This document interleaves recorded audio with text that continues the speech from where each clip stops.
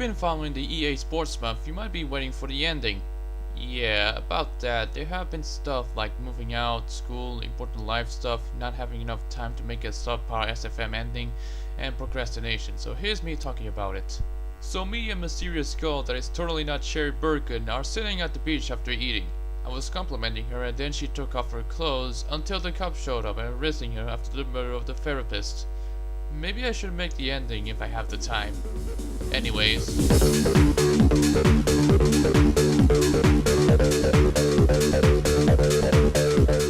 If you don't know who Colin McRae is, he was a rally driver who won the 1995 WRC and died in a helicopter accident 9 years ago. If you want to know more about him, either watch my review of CMR1 or just look him up on Wikipedia. Anyways, Colin McRae Rally 2.0, made by Codemasters, was released in December of 2000, just in time for Christmas. It is available for the PlayStation, Game Boy Advance, and PC, which I will be looking at for the video. Let me just say that I really love the menus here. It's so simplistic. You have the repeating words, the letters making shapes that correspond to modes, the grayish blue background color. That menu style stuck me when I first played the PS1 version at my uncle's house. It's a complete departure from whatever that was. So there are two modes that you can play, the rally mode and the arcade mode.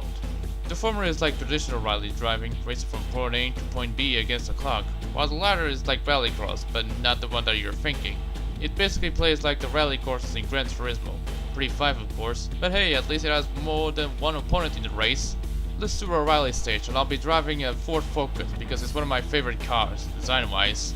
So welcome to Finland, one of the fastest rallies in the world, featuring jumps and unguided forests. The first thing you notice is how uncapped the frame rate is. The game is possible to run at 60 FPS, but my poor computer can handle 60 at 1080p, or even 720p with the highest settings. Ironic, isn't it? Well, considering it has a GeForce 210, it explains why.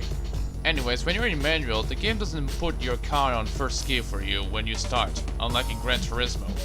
The objective is to get from point A to point B with the fastest time possible to be first. I just described every rally simulation ever. Whoops. The controls feel great. It's rough yet responsive.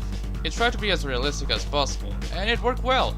I didn't play with the arrow keys while recording the footage, by the way. The stage in the game may contain obstacles like jumps, sharp turns, crests, ditches, rocks, trees, signs, posts, net barriers that are apparently made out of steel. In a rally game, there's obviously a co-driver. Nicky Gris gives you directions and what the recommended gear you should change.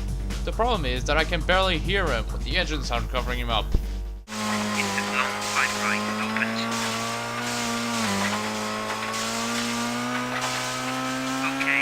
I don't know why he says okay whenever you reach the finish line. The stages are great. Unlike the first two WRC games for the PS2, they're modeled with actual intersections and other unique sections. They even have the sky change from evening to night. The night stages are hard obviously due to the limited visibility, but that's how I love it compared to the recent rally games that aren't Dirt Rally. You have failed me for the last time. In single rally, you have to race through the stages in order. Every 2 stages you get to fix and adjust your car within a limited time of 60 minutes, something the third game of the series lacks. In championship mode, you race in a rally to unlock new stages depending on the difficulty. At least finishing first at intermediate will award you with cheats or new cars. It also provides video descriptions of the places, narrated by a very bored Nicky Grist. Wide gravel and mud tracks make this rally one of the fastest in the world. The yumps, crests and long corners also make it one of the most hair-raising drives for any rally driver, and also one of the most exciting to watch. Come on, cheer up, at least your partner is here. Oh wait, like I said, arcade mode is like rally racing in Gran Turismo. It's you versus up to 5 opponents around a course in a set amount of laps. To unlock more tracks, you have to beat the championships. Unlike in rally mode, this one has background music with each track having its own song. To be honest, I found this mode to be hard, simply because of how it handles versus their opponents. Maybe it's because of how difficult the physics in the arcade are? No, it can't be. Graphics wise, while it may be a bit dated, the game still holds up today. Look how high the quality of these textures are. Thank God the trees don't act like 2D sprites. The car model is a bit rough around the edges, but they get the job done. Hell, the game even has a cockpit view. Sweet! Though it kind of obstructs the view, so I'm sticking with either bumper or hood cap instead. The audio is alright too, with its high quality sound effects and great engine noises. Share about the co-driver, it's almost incoherent at times. So that was Colin McRae Rally 2.0.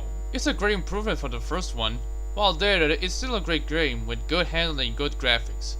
I just like to point out that it doesn't play properly on modern systems, so to fix this, you can get the unofficial silent patch, which fixes the alt-tab problem, as well as actual widescreen support and adjustable FOV via an INI file. I highly recommend it.